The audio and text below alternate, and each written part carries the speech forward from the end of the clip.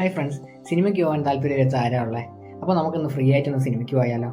നിങ്ങൾ ക്രെഡിറ്റ് കാർഡും ഡെബിറ്റ് കാർഡും അങ്ങനത്തെ കാർഡ്സൊക്കെ യൂസ് ചെയ്യുന്നവരാണെങ്കിൽ എങ്ങനെ നമുക്ക് ഫ്രീ ആയിട്ട് ബുക്ക് മൈ ഷോയിൽ ടിക്കറ്റ് ബുക്ക് ചെയ്യാമെന്നുള്ളതാണ് ഇന്നത്തെ വീഡിയോ. അതെങ്ങനെയാണ് ചെയ്യേണ്ടതെന്ന് നമുക്ക് നോക്കാം. ഇതിന് വേണ്ടിയിട്ട് നമുക്ക് ആവശ്യമുള്ള ആപ്ലിക്കേഷൻ എന്ന് പറഞ്ഞാൽ ബുക്ക് മൈ ഷോ ആണ്. അത് പ്ലേ സ്റ്റോറിൽ പോയി നമുക്കൊന്ന് ഇൻസ്റ്റാൾ ചെയ്യാം.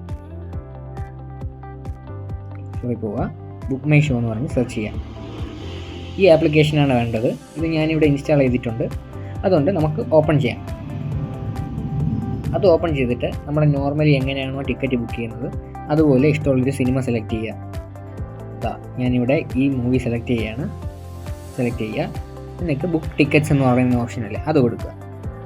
അത് കൊടുത്തിട്ട് ഡേറ്റ് എന്നത്തേക്കാണോ കാണേണ്ടത് ആ ഡേറ്റ് സെലക്ട് ചെയ്യുക. പിന്നെ ഏത് തിയേറ്ററാണോ അതും നമ്മളുടെ ആവശ്യം അനുസരിച്ച് സെലക്ട് ചെയ്തിട്ട് എത്ര പേരാണ്, അപ്പോൾ ഞാനും വേറൊരു ഫ്രണ്ടുമായിട്ടാണ് പോകുന്നതെങ്കിൽ 2 സെലക്ട് ചെയ്യുക. എന്നിട്ട് നമ്മളിവിടെ സീറ്റ് സെലക്ട് ചെയ്യാൻ പറ്റും. അതിൽ നമുക്ക് ആവശ്യമുള്ള സീറ്റ് സെലക്ട് ചെയ്യാം. ഇതുവരെ നമ്മൾ നോർമലി ടിക്കറ്റ് ബുക്ക് ചെയ്യുന്നത് എങ്ങനെയാണോ അതുപോലെ തന്നെയാണ് ഇതുവരെയുള്ള പ്രോസസ്സ്. എന്നിട്ട് നമ്മൾ പേ കൊടുക്കുക. എല്ലാം അഗ്രി ചെയ്യുക.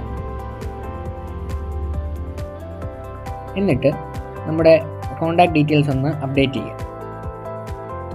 ഇവിടെ നമ്മൾ പേയ്മെൻറ്റിലേക്ക് കണ്ടിന്യൂ ചെയ്യുന്ന സമയത്ത് ഇവിടെ കുറച്ച് ഓപ്ഷൻസ് ഉണ്ട്, കണ്ടോ?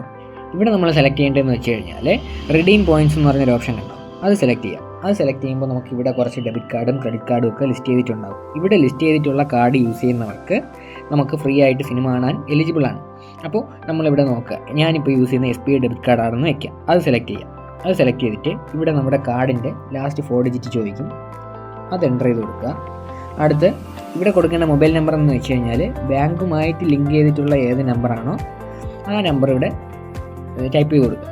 എന്നിട്ട് ചെക്ക് ബാലൻസ് എന്ന് പറഞ്ഞ് കൊടുക്കുമ്പോൾ നമുക്കിവിടെ കണ്ടോ 327 രൂപ ബാലൻസ് ഉണ്ട്. നമ്മൾ ബുക്ക് ചെയ്ത ടിക്കറ്റിൻ്റെ എമൗണ്ട് ഇതിനകത്ത് വരെ ഉള്ളതാണെങ്കിൽ നമുക്ക് 1 രൂപയും കൊടുക്കാതെ തന്നെ സിനിമ ബുക്ക് ചെയ്യാൻ പറ്റും. ഇൻ കേസ് 500 രൂപയാണ് നിങ്ങൾ ബുക്ക് ചെയ്ത ടിക്കറ്റ് എന്ന് വെച്ചിട്ടുണ്ടെങ്കിൽ ഈ 327 രൂപ അവിടെ കുറഞ്ഞതിന് ശേഷം ബാക്കി ബാലൻസ് നമ്മൾ പേ ചെയ്താൽ മതി.